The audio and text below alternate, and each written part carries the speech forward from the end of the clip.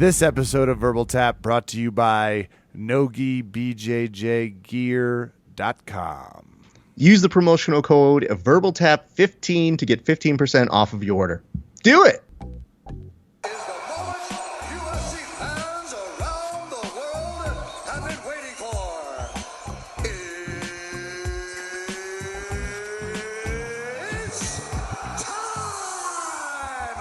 Verbal Tap, we are back after a way too smart episodes last week, which means it's time to prove fighting is way more fun when Colby Covington doesn't win. It's time for Verbal Tap. I'm your host, Kevin. Of course, with me, Raph Esparza, before we introduce the deep sigh, which I named him the lit up asshole, Raph, in our document here as like my opponent. Raph, how are you before we get to our illustrious guest? A very great guest, but I'm going to get to him in a second. Now, Kev, I'm a little mad at you, and you tried talking me down off a ledge yesterday, but what did I message you about specifically last night? The fact that Denver's putting the smack ass down on your Lakers. We should be up 2-1. One game, but you did assure me, though, as I was complaining to you about losing one game to your team, and what did you tell me? It's like, you're still up 2-1. Calm and I down. said it's not 3-0. It's not what I want. That would be a sweep. You know what? This has to happen. This is how we get motivated out here in Denver. We're always stoned, so it takes us like 2 or 3 games to get warmed up.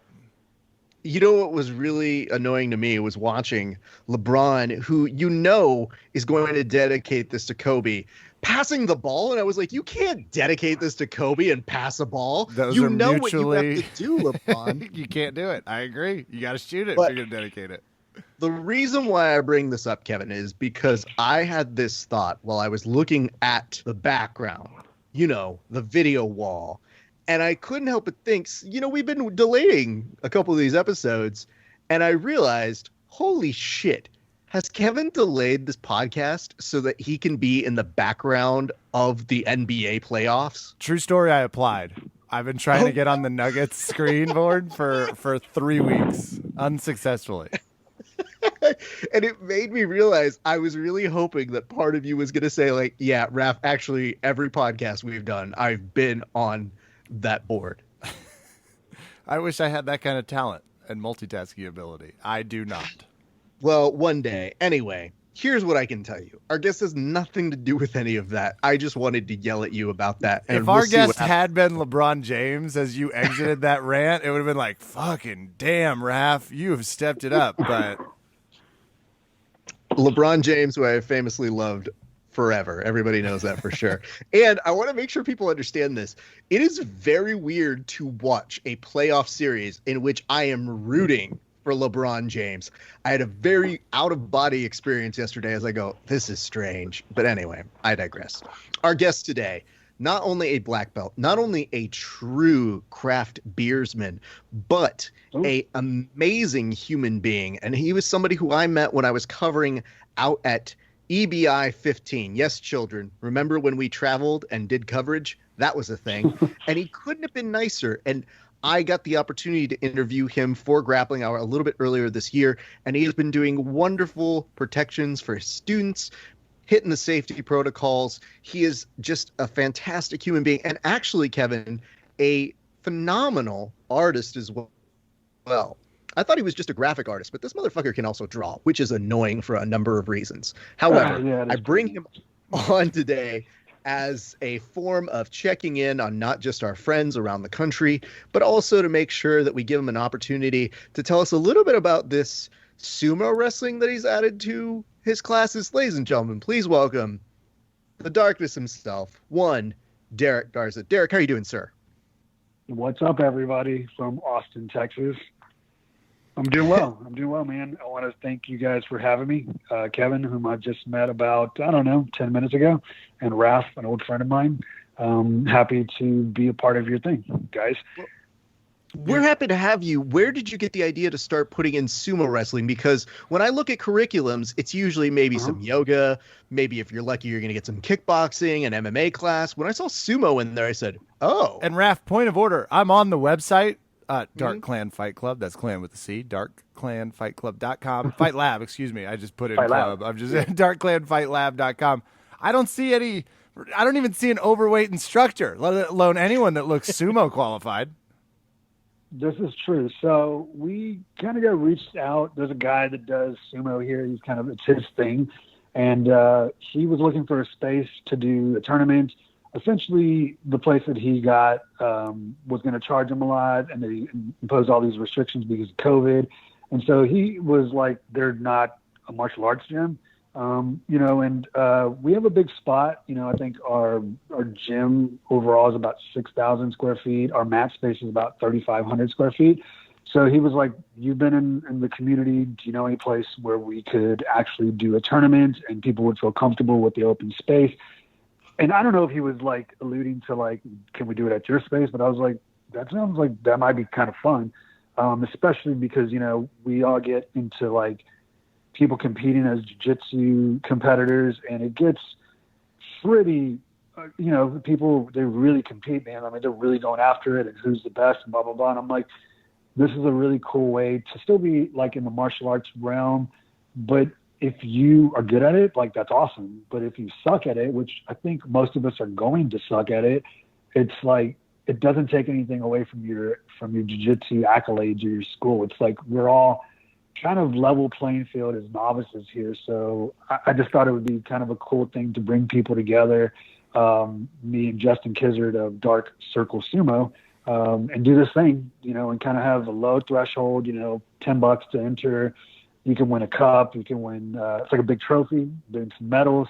And and so we put it out there, kind of branded it with the Dark Clan stuff, and people just jumped all over it, even to the effect of people saying, oh, there's rivalries between jiu-jitsu schools. And I'm like, no, there isn't, because we suck. I've done this against a real sumo guy, and I am a black belt, and it doesn't matter. They're good. They're good, and they do sumo for a reason. So I'm just kind of amused about the thing. And that's kind of how that came to be. Okay. Break this down for me as a lowly purple belt, because Sure. I just can't imagine, like, I have, you get the pedestal of the black belt in your mind, and it's like, sure, none of those, but what is the difference sumo wise? Because I love it. I love it when gyms do anything weird, right? Takes it, and this, I don't even know that this is weird. This is pretty awesome martial arts that if you ever watch some of the weird ESPN channels, you can really get into sumo. What's the difference? What's the similarities? I'm a little surprised to hear you say that the black belt doesn't keep you shielded. Well, I feel like, because we're able to like do a lot of tricks. We have like trickery, we can change levels. We can go to the floor for a takedown. It's like, there's only really a couple of rules in sumo. The main ones being the only things that can touch the ground are the soles of your feet.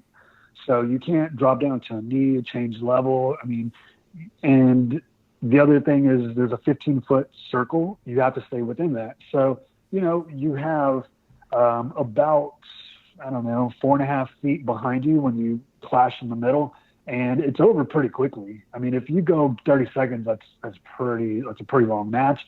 But, right off the jump, I'm like looking for arm drags and collar ties, and I'm like, oh shit, I'm already out.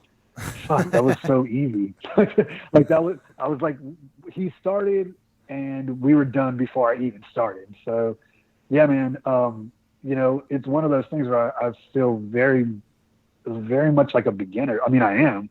And we're going, he's a U.S. national champion. I'm like, dude, I know how to grapple.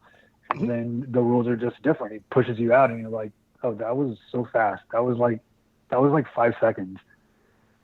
And so, that was. You've talked me into it. No lapel grabs, no nothing. Just 15 feet. Raf, I found a new favorite sport. Is there a Denver sumo club? Hold on. I think Derrick, should. I'll tell you this much, man. We used to, as like a drill, do that when we used to have a mat with a giant circle, much like what you guys have. And it was the right proportion because it was like that like wrestling ring kind of circle around the mat. And I just remember being like, this is so different. Like, I played football a little bit to the point where I learned how to block okay, and suddenly having to relearn that process with what I knew about grappling confused my brain to the point where absolutely my whole body started just going, "What are you doing, dude? Pick a lane."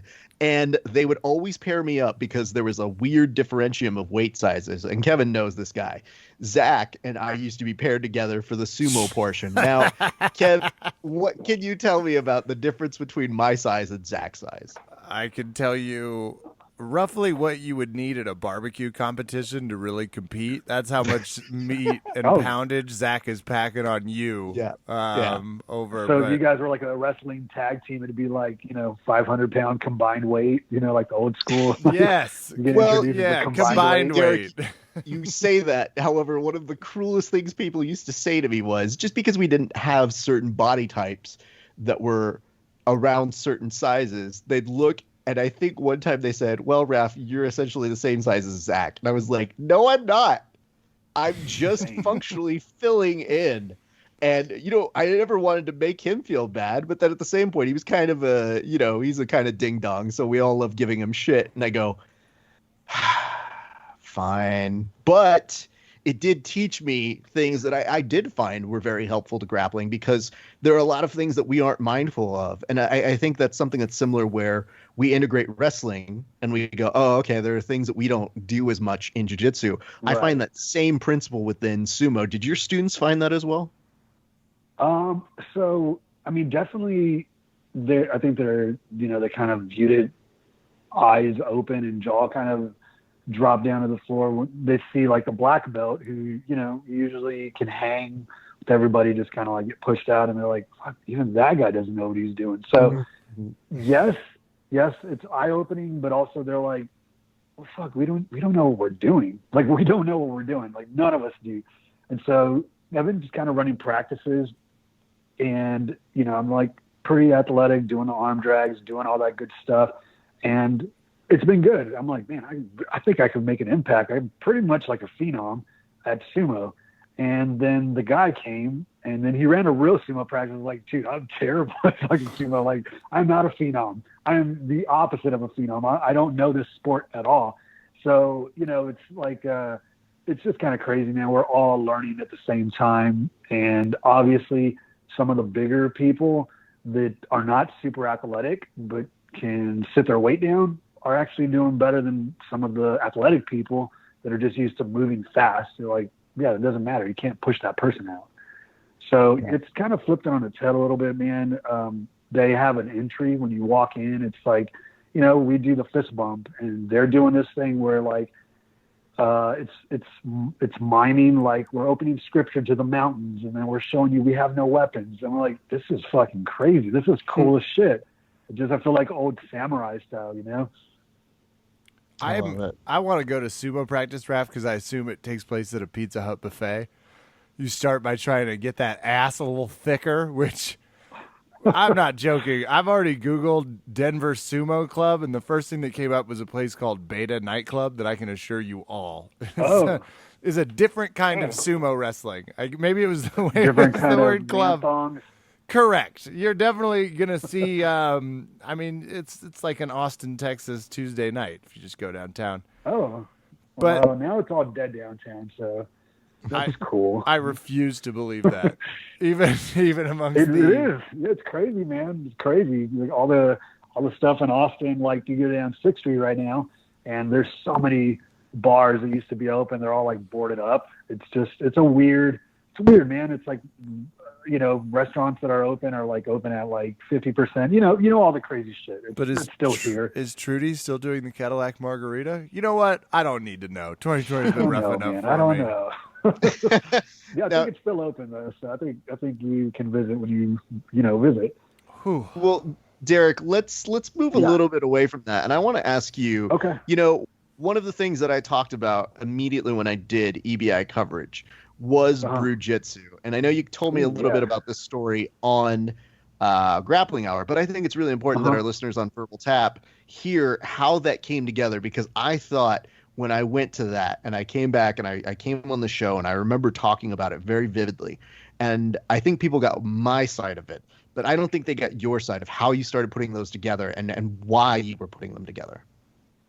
Yeah, man. So Bujitsu, I mean, essentially, we were at the old Eastside Austin Elite, which is a really big place. I think the whole gym, is like 12,000 square feet. That closed down. And so we were out without a home. And one of the times before we were closed down, we were just, kind of like very lax, not traditional jiu-jitsu gym. We were hanging out. We had just trained, and there had been a UFC party that Saturday, which is like Monday.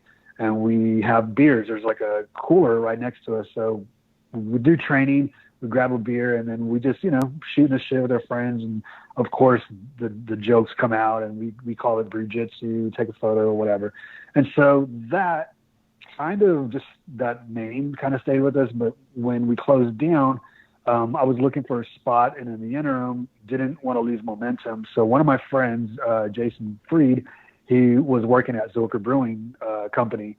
He had space in the back, and he asked if I'd be interested in hosting like an open mat there just while we get it all up and running. And so I was like, yeah, man, we're going to label it, or we're going to brand it Dark Clan. And before Dark Clan Fight Lab came to be, it just became Dark Clan Brujitsu. And so the premise of this thing was like 3 hours of open mat with some music playing.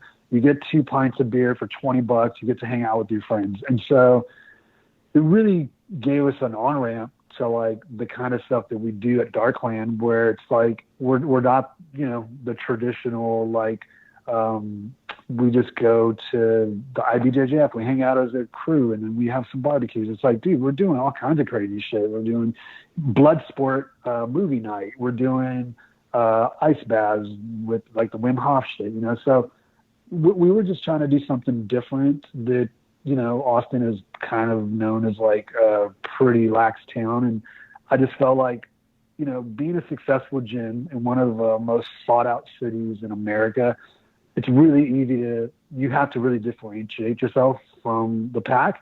And I felt like this was one of those things that people could get behind, and they did, like, in a big way, man. It was like people were coming in from, hey, we heard about your thing on Reddit. We're visiting from New York, visiting from California, and they'd come and they'd roll, and everybody's having a good time.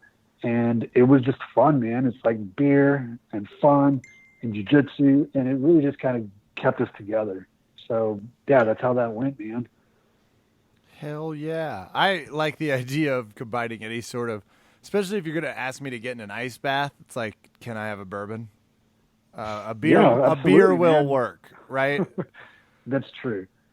But Raph raved about the Brujitsu, and in a way he rarely raves. So that's always, it was, and just to get into some backstory, I used to travel to Austin quite a bit. And a lot of us have, it's just a great place. I consider Denver, Colorado sort of like colder, less surrounded by, I was about to say white supremacist version of Austin, but oh no! Well, no, that's the rest of Texas, man. Yeah, except for Houston. Houston and Austin are great places, and so is the gay district in Dallas. I enjoy all three of those. Yeah. Some of them more than others, but it's an interesting facet to combine something the city's kind of known for, that kind of weirdness, along with something that it's also really.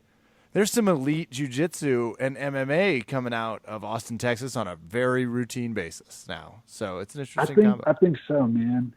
I think, as far as Texas goes, and I mean, definitely want to shout out all those other cities, but I think we're known in Austin as like a no-gi hub, And so you have a lot of really good competitors, man, from different schools. And the cool thing about it is, and maybe this is everywhere, but like they all kind of cross-train with each other. So like you'll see, somebody who's been on EBI, and then somebody who's is the IBJJF champion, and they're just like all mixing it up, man. And so the gi is loved here. Obviously, people still love jiu-jitsu, but I feel like Austin is really known for the no-gi, and there's a lot of those type of schools. And so, yeah, man, I just wanted to jump in the mix and at least be a part of it. You don't have to be the best. I mean, obviously there's so many good people, but I wanted to set ourselves apart by being like, okay, you guys are pretty decent at jiu-jitsu, but you guys are real fucking fun. That's what I wanted, like, for my students and my clients to be like, I'm actually part of Darkling. Like, yeah, he's not a world champ, but man, that dude fucking knows how to like keep us motivated with just fun shit. Again, And I have to tell you, oh, go ahead, Ref. I begged him because he was like, "Oh, we're going to get a spot soon." And I go, "Please don't.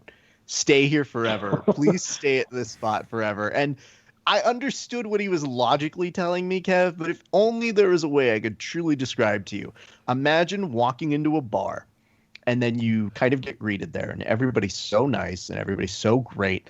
And then you keep going in the back and there's just a whole storage area in back that just perfectly has the like most amazing amount of mat space that you say, I don't want to leave here.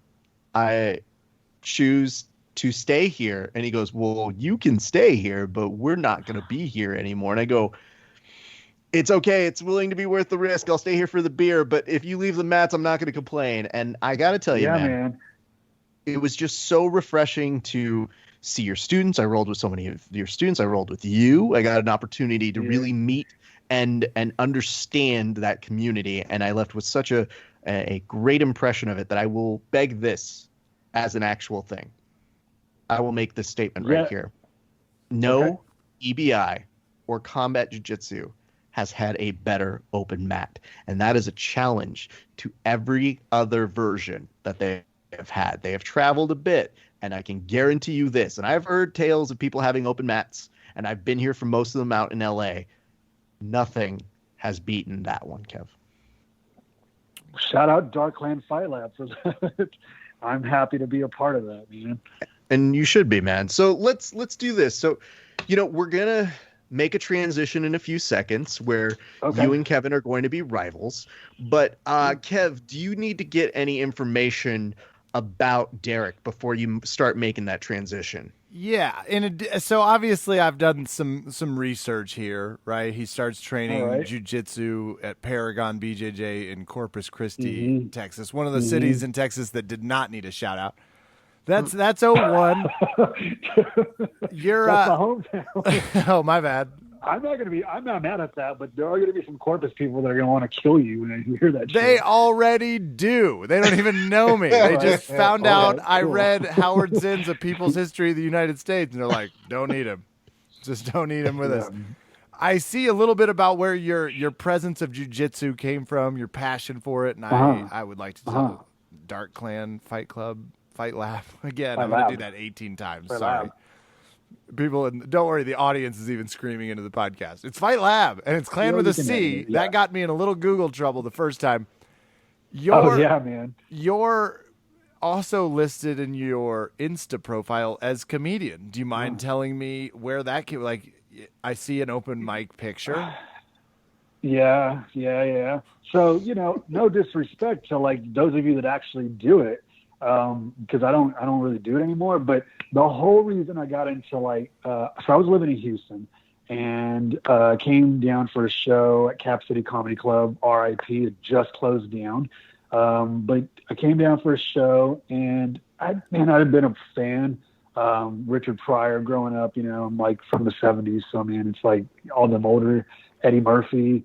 And so I just always thought it was amazing to be able to captivate people with just words and telling stories. So I went back to Houston from Austin, and I was just like, I'm going to do that. So, me just like kind of jumping into things. I like ordered some books and just started writing. I was like, I just got to write. I just got to keep writing. And I would say probably within like a few months, like within 6 months, I was going to move to Austin. The plan, it was either uproot my family again and try to move to LA and try to make something happen. And I'm like, I don't know anybody in LA, man. Austin is kind of the weird hub of like art shit in Texas. So let's do that. So I moved to Austin, and within the first couple of weeks, I'm doing open mics, Cap City Comedy Club, the Velveeta Room. And, is it Velveeta? Like, I thought it was Velvet when I tried to get on that place. That might explain some things, Raph. Yeah. Sorry, go on. Yeah, they're like, so yeah, man. So that was that. But then right around this time, I moved here. I think I was here maybe 6 months in Austin, and I got my black belt. And then all of a sudden, people are like, I'm teaching. I got offered a full-time teaching job, and then I just found out that I was to do comedy, I'm having to hang out in bars all the time, kind of late night. And I'm not a huge drinker. So I'm like, I don't know. It just seems like a lot of work. Yeah. Also to juggle with the jiu-jitsu, So the whole idea of the Light of Darkness podcast was to have a comedy podcast, bring on some of my interesting friends that I meet through jiu-jitsu, whether they're actors or something traumatic happened to them, and really just dive into these really authentic conversations that are candid, and be able to like broach these subjects that are like kind of hard, but then have a sense of humor about it. So it's like just palatable for people. So the Light of Darkness podcast came out of the comedy thing. I still feel like, in the things that I write or whatever, it's still always with a comedic sense. But actually jumping on stage, I haven't done that in a while. But I still contend it's just the point of view. I'm doing, I fucking think comedy's in everything. So, yeah. Well, sir, as a fellow occasional frequenter of the Sunday open mic at the Cap City Comedy Lounge. All right. Happy to embrace here before Raph. I've got all I need. I'm ready. Well, I have to, in the effort of fairness, offer you, Derrick, an opportunity to ask Kevin any questions you may have that may fuel any help for shit talking that you may need when we transition to Over Under Kevin. Let's see, man. No, I'm gonna fly by the seat of my pants. I won't go for the family. I don't know if you have kids. I'll leave the women and children out of this. Excellent. That's all I got. Okay, well, like a true Texan, did that need to be said? I guess we'll leave the women and children out of this. That's Texas's government motto for a long time. That is true. Before we lose anybody in Texas, this is the brown guy. Fuck you, Texas. On this one. I'm about to go into 50 or rap. Okay. I'm gonna Well, you guys are in California, right? He's in California. I'm in Denver, Colorado, and I was raised in Kansas, and we like to think of ourselves as Texas without the fame. Yeah, we're still Texas without the Texas. Well, maybe, or the oil money, or the fun cities. We're missing a lot of things Texas has, but we've got the attitude. Shut up, both of you.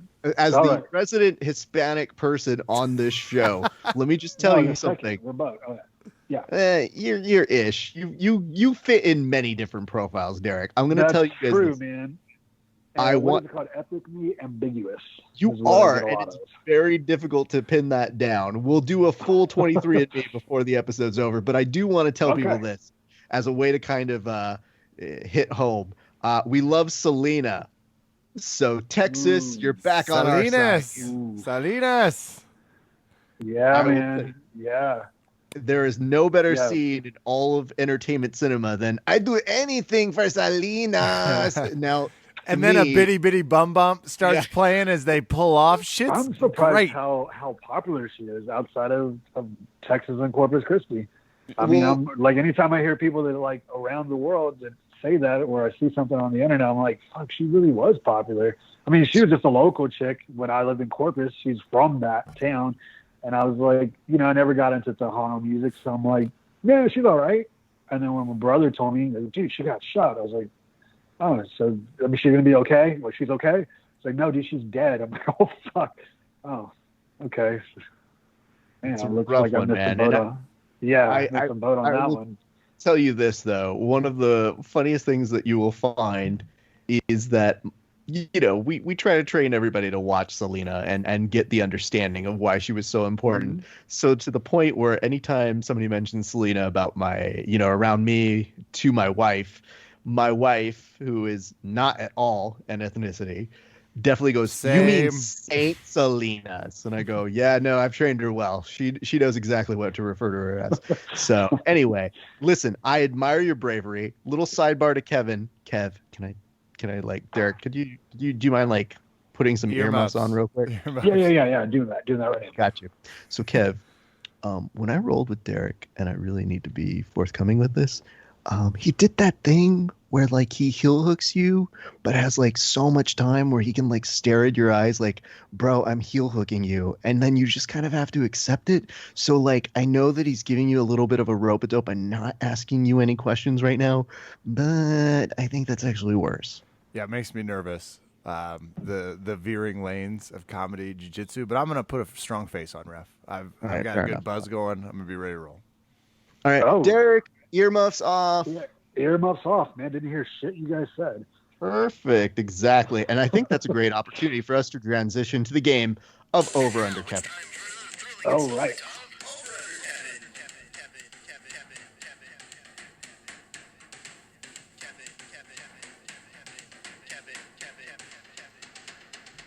Yeah, hit it early. That's how excited I was. You did. I was Jumped like- to you before I could even finish it. I was like trying to get the sentence out. and I then was just hovered over the button, and I guess I went too sensitive on the touchpad. My definitely got apologies. trigger happy on that one. I was just like, Jesus Way Christ. better than the times that you're like, now we go to Over Under Kevin, and it's a minute of silence while I fumble You just around. don't Way have- better. And the best part is you don't edit it. Like you don't change the podcast. It just is No, there. you don't need to. Mm-hmm.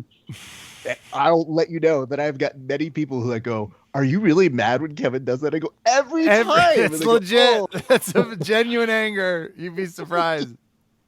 It's like you clearly have not been around producer Raph enough. Anyway, ladies and gentlemen, boys and girls, welcome to a segment of the show that we like to call Over Under Kevin. My name's Raph. I host this portion of the show. Now, the way this works, it's very simple. Each participant gets 15 seconds to say who they think is going to win. At UFC 253, we do the entire card, but we do it out of order. Now, granted, whoever gets the most picks right technically wins. However, we value trash talk here in our hearts way more. Now, Kevin, you know this, but you may not know this, Derrick, which is we give 15 seconds to say who you think is going to win, and if I so deem it, I will give you 15 seconds of rebuttal time to clarify a point just to get some more insight. Do you understand the rules, Derrick? I do. Also, let me just say, I feel like I'm a lamb to slaughter right now. It's I just joining us, and he's very seasoned. I can tell. So yeah, let's do it, man. Let's go happily. Derrick, I gave you the opportunity to ask questions. You could make I'm a fun of him. samurai, and man. you were Let's like, just die. well, yeah, Let's but do you're the it. one that was like, oh, no women and children, and I bet you're women and rethinking children, that man. one now. No, I'm not. I have Same. no children that I currently claim on my taxes. I'm not saying I don't have children in the world. I've done some Right. things. I'm just saying I don't presently acknowledge any of their existences either because I don't know or I don't care, Raph. I'll let the Neither audience did my decide. dad. Neither did My saying dad. has always been, prove it. And sometimes they try. Anyway, Kev, do you understand the rules? I will tell you, it's hard to even sit on the same microphone situation as someone who besmirched ice cream with some online propaganda. Do I think the drawing's cool? Sure, maybe I do. But do I see my favorite flavor of vanilla wielding a knife in some counter attempt to get me to enjoy its deliciousness? Yes, I do. Well, I'm just saying, we're all gonna scream. I like that. Well, we're going to start off this game very quickly, and we're going to do it in the light heavyweight division. Kevin, you are going to start us off by telling us who's going to win between Kadis Imbragavov and Danilo Marquez. Kev, you've got 15 seconds on the clock. Go. You are so fucked with the names tonight. Somebody recently, I don't know who we were talking to that was like, well, there's a lot of travel restrictions on the UFC. It's like, not according to this card. They brought in everybody from countries you've never even heard of. I'm going to go with Igramigov because you know how pissed he is. He's had to spell that every time he's been asked. It's like, Ibrag, I'm sorry. How the F do you say this? So I'm just going to go with him on angry last name syndrome. Plus, other guy not pictured. Not a good sign. Let me just go ahead and say I want to change my read on that name. I think I'm going to change it to I Brag, I Movie. It does So- look like I Brag, I movie. Yeah, It was true, this, true. that's phonetically So, super easy to Let's say spell. this one. Derek, I've got 15 for Yeah. you. Who do you got? I can pick the same dude. You can pick whoever you So want, man. You got 11 I'm gonna seconds. pick the same dude. Here we go. Russia versus Brazil. I am picking the wrestler over the jiu-jitsu guy. I don't care if he's a kickboxer. He's going to put on his back. He's losing. That's who I pick. That sounded Kevin, like is analysis. Derek starting to sell out the sound- sport of jiu-jitsu right now? He already did with his sumo Yeah, by the conversion. Laylockers. You're at, just based off of my most recent knowledge, I've got him at the 14-foot range. I'm about to push him out of this 15-footer. It's probably not shaped like a football field, is it? Okay. Now, Derek, what do you have to say in response to that? Are you really at the edge by already pick number one by going the same way that Kevin is? No. This is the art of war. I'm rope-a-doping, man. Okay. Well, that's dangerous to hear. Speaking of which, we're going to stay with you for this welterweight bout, which, by the way, is between Diego Sanchez and Jake Matthews. Derek, you've got 15 go. I'm going to go ahead and say we're going to go with Diego Sanchez. Who's crazier than Diego? He's going to bring it. I don't know how, but he just doesn't stop moving forward. So I go with that guy. Okay. Kevin, do you have a difference of opinion? 15 for you. Well, I think Sun Tzu's crazier, the Chinese military strategist, that I guess our communist sympathizer Texan is now quoting openly. I'm going with, I can never tell the difference between the New Zealand and the Australian flag. Sue me, but wherever he's from, Matthews. Okay. Did you expect that we were going to have a very spirited communism drop? And how does that make you feel as a Texan, Derek? 15. What is the thing? Fake news. This is fake news. This is what I'm saying. Everything that he says right now, it's fake news. It's not fake real. news. You're injecting TikTok into our dishwashers, our veins, and you're obviously pushing a very communist strategy. And as a Denverite, I couldn't be more in support of it. Ref. All right. Is that what they're called, Denverite? I don't think so, but I don't give a shit. They can't use a turn signal. Texans. You along with the people of Dallas suburbs. So, Kev, you're going to keep this party going, and it is with a flyweight bout between Kai Kara France, weird, and Brandon Royval. Go. Yeah, first of all, they shouldn't have people this small fighting.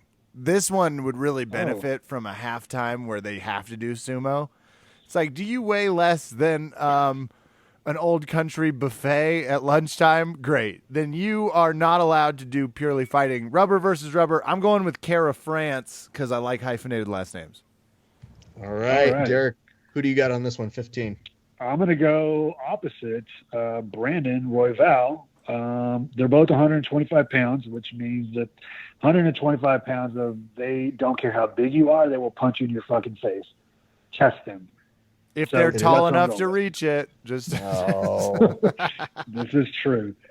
I'd like to point out to all of our vertically challenged listeners, thank you for making it this far in. We understand if you have to make choices at this point, but we prefer if you stay. Kara France is 5'4". Tap him on the head. He can't ride the Mamba at Worlds of Fun. That's a joke for Kansas people. Yeah, thanks, Kev. Hey, Derek, you're going to continue on. Yes. It's a women's bantamweight bout between Ketlin? That's not a real name. That's a stupid name. Vieira and Sajara Eubanks. Who do you got? I'm going to pick Ketlin over Eubanks simply based on the photo and who I would send a text message to. That's how I'm going. That's what we're doing here. Kev, I think he is engaging on the sliding into the DMs category of picking somebody. Is there one of them you will slide into first? Well, first of all, I'm kind of stuck on the fact that Eubanks is also 5'4", and maybe I need to ride that train. Like, that's what I went with. Have you seen the photos though? No, I did a different type of train riding. I'm talking about my Kara France. Like, maybe I'll just find all 5'4" fighters and just go with that and see how it goes. This is a draw match. I'm going to go with Eubanks because I effing love the Tonight Show band. Thank you. Appreciate that, Kev. On behalf of those of us who work there. Hey, here's a featherweight. Another talented Kevin out there. There's not just one of us, Ref. There's two of us. God. Brandon Marcellus forever, everybody. Anyway, featherweight bout between Shane Young and Ludovic Klein. Kevin, you start off. First of all, you want to get into made up names, and poor Ladovit didn't make the ESPN roster. He's just a gray ghost, and he's plus 105. And I like his spirit. That he's from Norway, and this goes against my whatever that if it's an Australian, I'm no closer to knowing if it's Australian or New Zealand. So I'm gonna go with Klein. All right, Derek, who do you have on this one? Shane Young.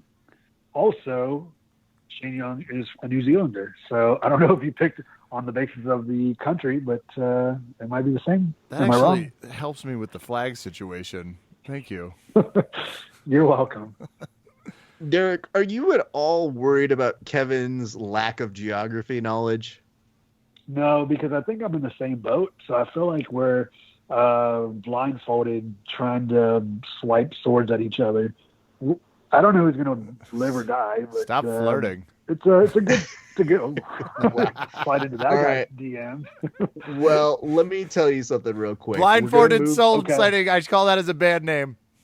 Thank you, Kevin. I Wait. appreciate it. It is a light heavyweight bout, and this one I will actually put 23 seconds on the clock. Derek, you start us off. Who has this one? Who will win the title between Dominic Reyes and Jan Blachowicz? Go.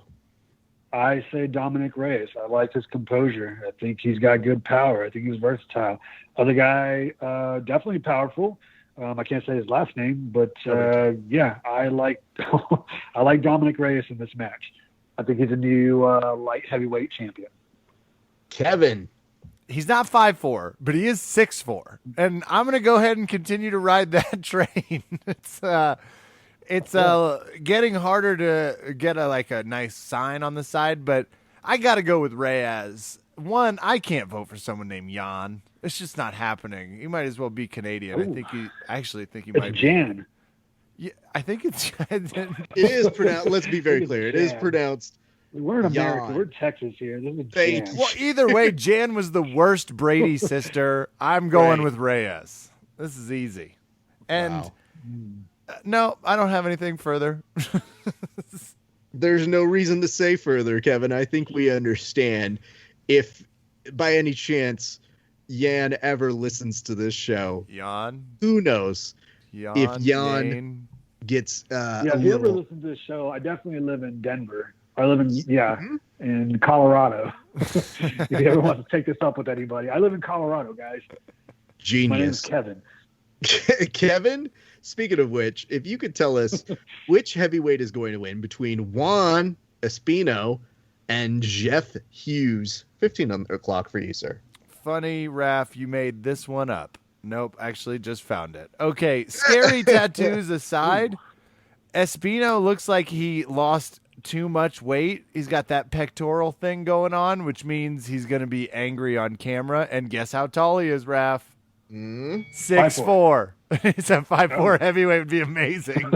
He's just one big mother. I feel like some of my ex-girlfriends are that 250 size. pounds. It's like good luck finding his face. No, he's 6'4". I'm going with Espino. Derek, same question. Who do you got? I'm going to pick Jeff Hughes based on the fact that he looks like he would wear tap out. He does actually. Hold on. I don't like my opponent, but that was I concede that point, Ref. He does look like a tap out shirt wearer. And if Hughes is listening, I'm from Austin, Texas. I run an amazing gym out of there called the Dark Clan Fight Lab. Got it. Fight Club. Fight Lab. You can find us online. Head instructor. Yeah. Well, listen, Derek, you're going to tell us who's winning between this light heavyweight bout between William Knight and Aleska Kammer. Billy Knight. Billy Knight. All Billy right, Knight. here we go. Okay. That's where we're going. Billy Knight, based on that, I don't want to call him William. I think Billy Knight's a cool name. Kevin, do That's you my pick. subscribe to this Billy interpolation? What's the hate with William here, Kev? Well, I mean, it was William Clinton, and he shortened it to Bill. So it's the Billy part that's like, he's not 8. Like, we can give him just Bill. Yeah. I'm going with Kamor because he's undefeated. And I will also say Knight has like the rare black and white photo, and Kamor vintage. has the rare just gray ass alien photo. Oh no, it's not rare. It's like half the. I don't understand this, ESPN. How many millions of dollars do you need to get an iPhone picture of these guys? You a-holes. We're the worldwide leader in sports, but we couldn't afford a picture of Kamor. Sorry. Well, in all fairness, this is on ESPN too. That's So and ESPN Plus. I'm looking at your profile. There's you and a gi. So clearly, fake photos can be found all over the internet. They could find one. It's really easy to Photoshop. It's so easy. You just Photoshop the gi on. He's like, I won't even wear it. Yeah, man. It's like, that's not even a real black belt, guys. Suckers. Now, Kev, here's an important thing that we need to tell the guests. Normally there is a wager, and it's never monetary because we all do jiu-jitsu. But, Kevin, what are some examples of wagers that have been made on the past of this show? I'm on a heater. Some exchanging of T-shirts, some social medias. I just had to give a 5-star review. Oh, my God, I don't remember to what podcast, Ref.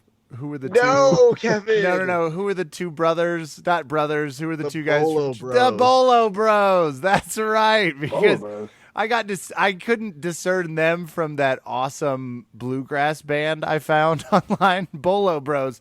We tied, so I owed them a 5-star review and they owed us one. Stuff like that. Once I had to pose like Uriah Faber, and I guess I looked the wrong way and lost the contest, even though it's BS. John Evans had a mop on his head, but you get the gist. Just your baseline prank stuff, change dogs, change jobs for a week, whatever you want to do. We'll just do something like that. So, Derek, without saying what it is, don't say what it is if you have one, but do you have a bet just off the top of your head? No. Okay, here's the good news. You got 3 fights to figure one out, so we're going to come back to it in just a few seconds. But in the meantime, Kevin, you're going to continue this party. Loser has to reopen the Cap City Comedy Club, just off the top of my head.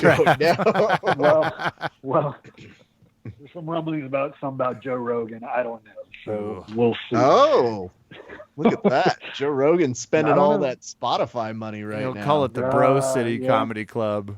And it is the Bro City, bro. You didn't know that, bro? He shines the yellow light, and you just have to talk about whatever your favorite conspiracy theory is.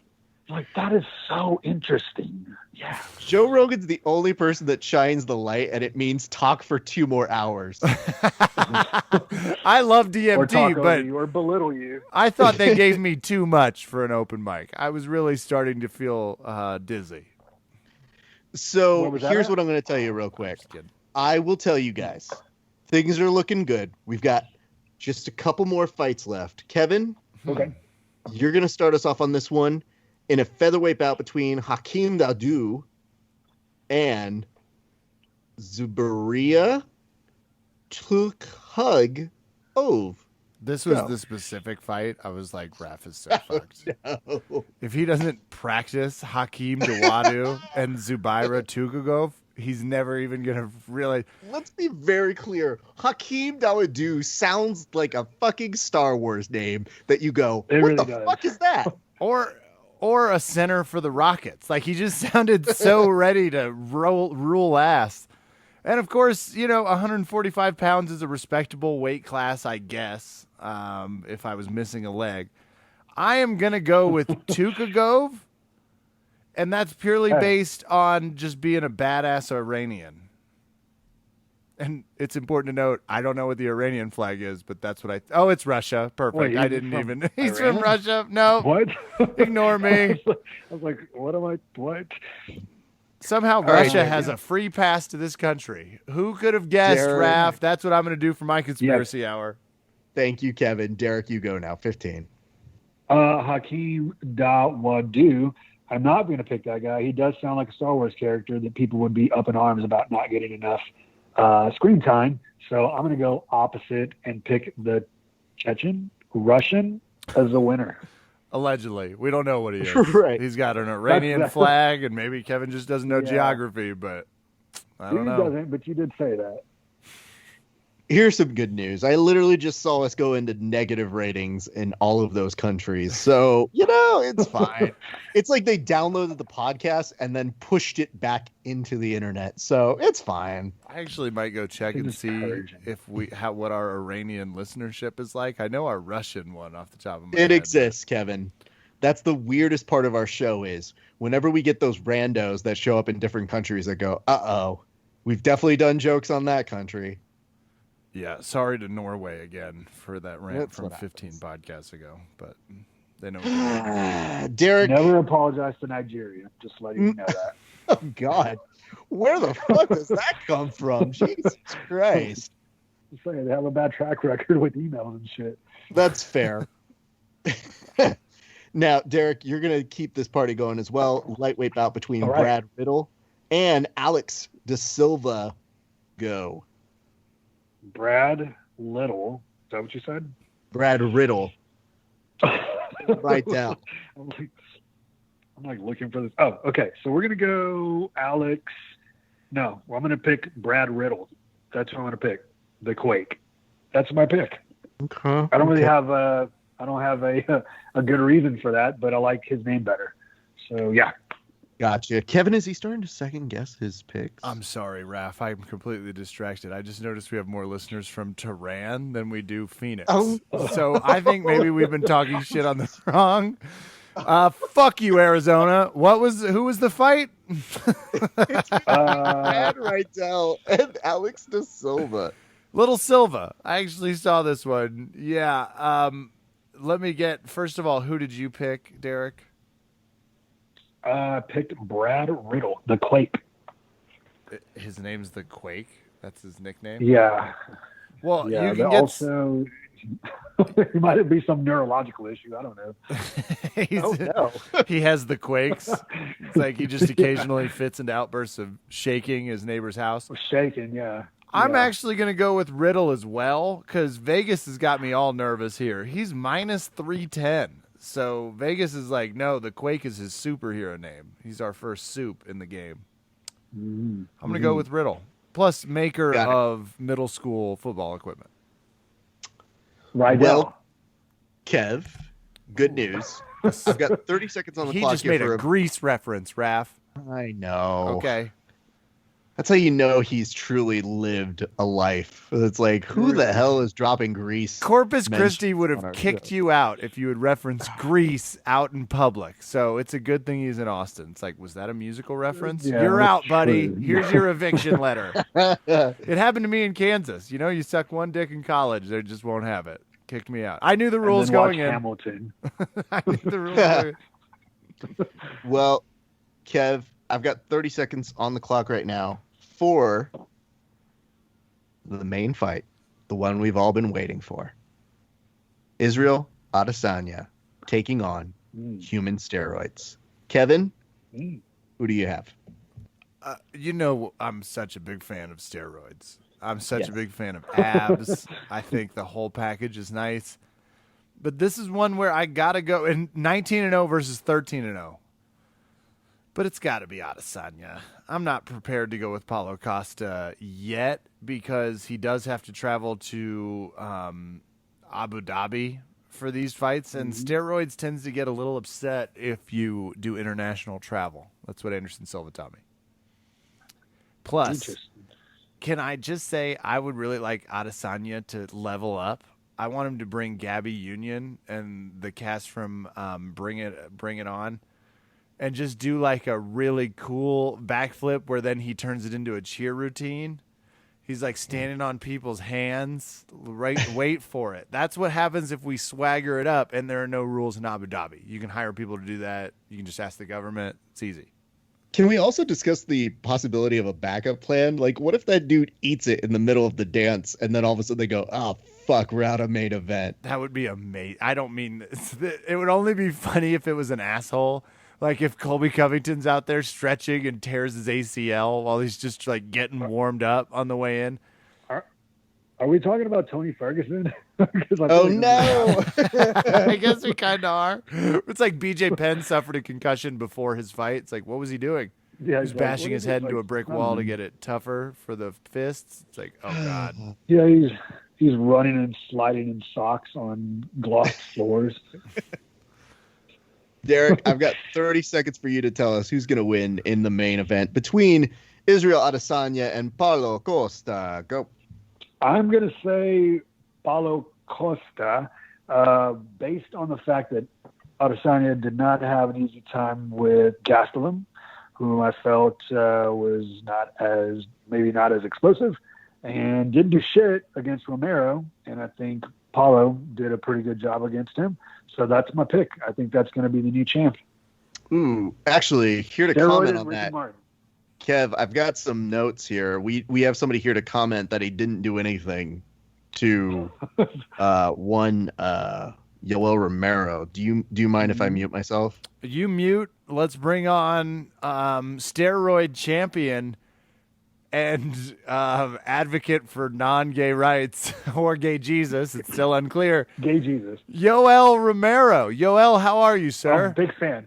Oh, hi, everybody. I want to tell you I love you all, okay? But Easy, I think he gonna win this one. Well, hold on. You're against the steroids of Costa? Like, I thought he had the same juice guy you did. What are we doing here? No, I like steroid. You know that. You not tell me if I like steroid or no, okay?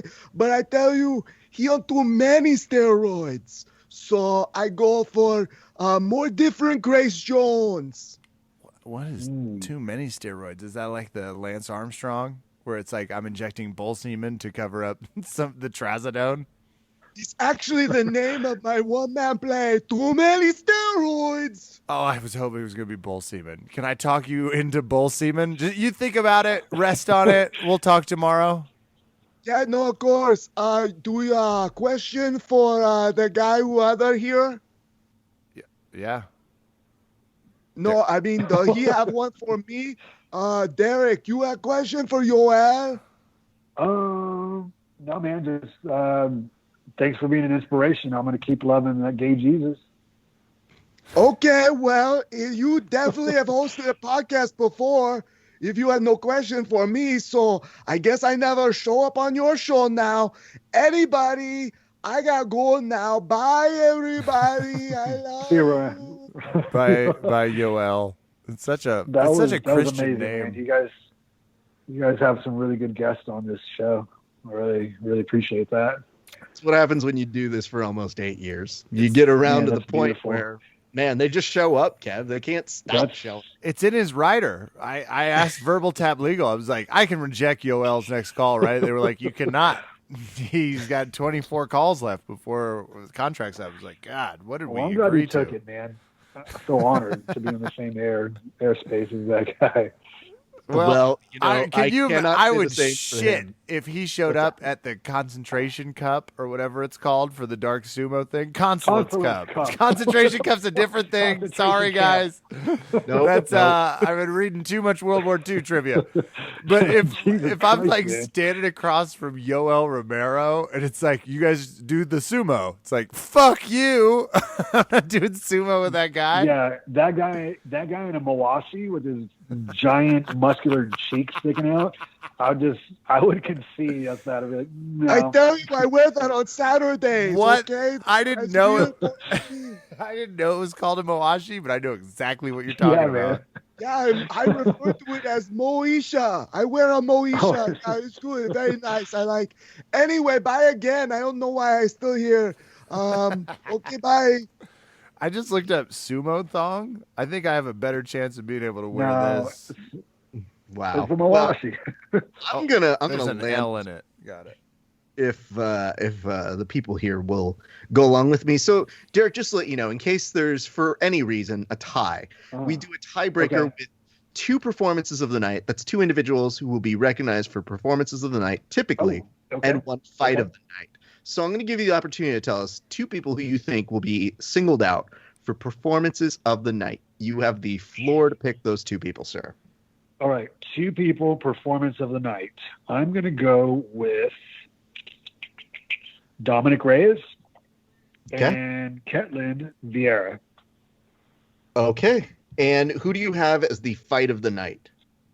We're going to go with Dominic Reyes and Jan Blachowicz. Wow. All right. Kev?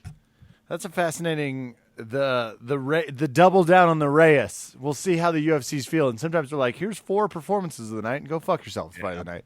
And I'm still pissed they got rid of submission of the night. It just really it was an incentivizer. Oh, I thought you were going to say that you were pissed they got rid of John Dodson. Yeah, me too, man. He was entertaining. You know what? Same. Be very honest with you. Kev has never really cared much about any division under 145. We have a policy on the show that they're all the same weight. If a swift wind machine can take you out of the cage, I'm not interested in watching you fight another rubber person. I've just never seen one of them get knocked out or submitted because they're too tiny. They're too compact. I'm ready for this one. So I've got to go with Cara France, first of all. And, don't be afraid to hyphen. I'm about to get married. We're going to do a hyphen. Now her last name's King. Congrats. Thank you. Her last What name. are you taking her last name? Her last name's King. It's a badass name. So we're going to hyphenate it to where you're taking her last name. Well, we're going to double it. It's going to be Phillips King. So now people are just going to think we're royalty. So fuck off, Garza. Yeah. Kev Phillips King. That's cool. You took her last name. That's very progressive. We were going to do King Phillips, but it was a little too pretentious. People thought that's just what I was announcing the wedding as. They were like, God, he's got a lot of bravado. It was like, it's her last name. They're like, what? It's like, yeah. Oh, hello, everyone. King Phillips is here. Oh, there's applause for everyone for the King Phillips. I have it on good authority. It's going to be Derrick Queen Garza before. Oh, no. That's a very Game of Thrones, by the way. Thank you. Queen. That takes me back to the day. That's my old surname. So, Kev, you had France as one of them. Who was the other performance of the night? The next one goes to Adesanya. Okay. With the fight of the night, we do agree on that one. It's going to be Reyes versus Jan. All right. Well, we have a policy here, Derek, which is to defer to the guest at the very beginning for the bet. All right. So do you have a bet in mind for Kevin?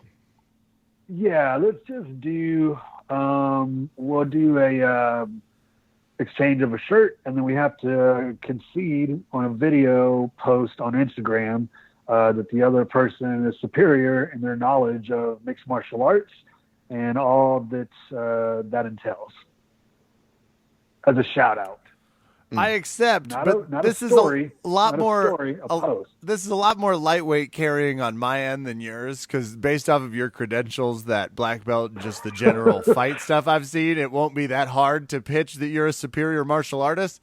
But I will also pitch that you're a superior comedian, and that will hurt me the same. So don't worry. It'll be a nice balance of when you have to inevitably. It's a win-win for all of us. Exactly. And plus, people are just going to think you're being ironic when they're like, Kevin's not better at jiu-jitsu than you. It's like, you don't know us. I could be. They're going to be like, yeah. I do what I want. Bet accepted, Raf. And I even wrote it down. Like we do have an accord here. I would tell you this, Derek.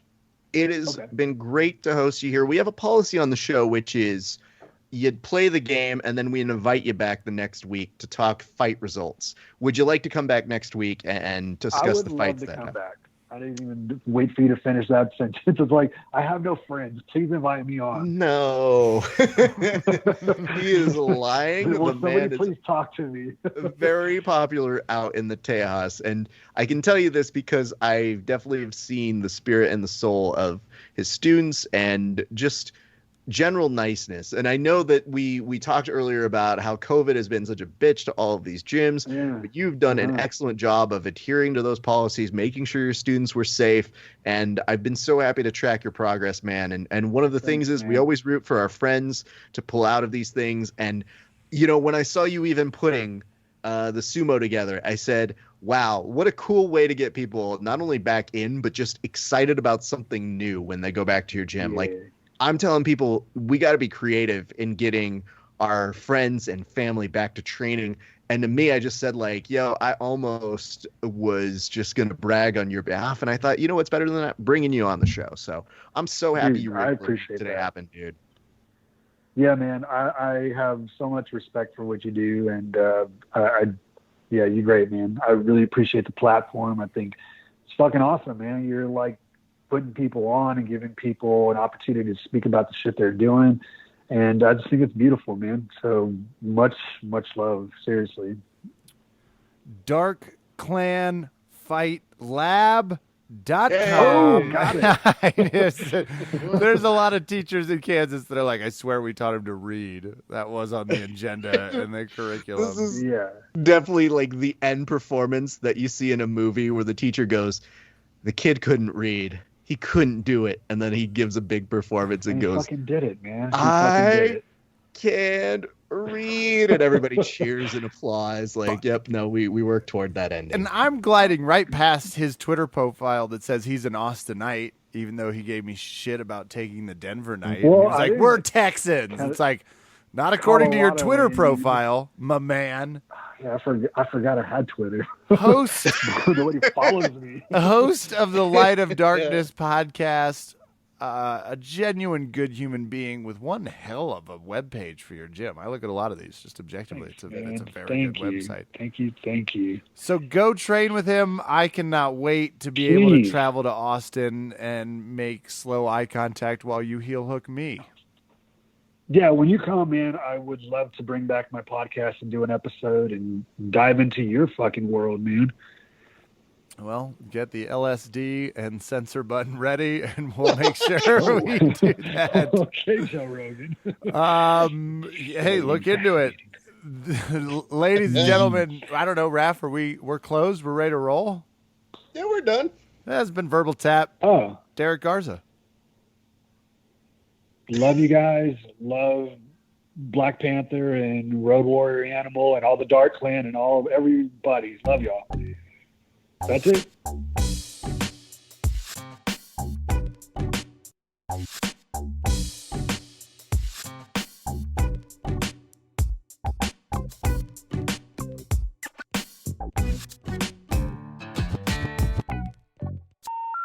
The number you have dialed has been changed. The new number is... Please note, the new number is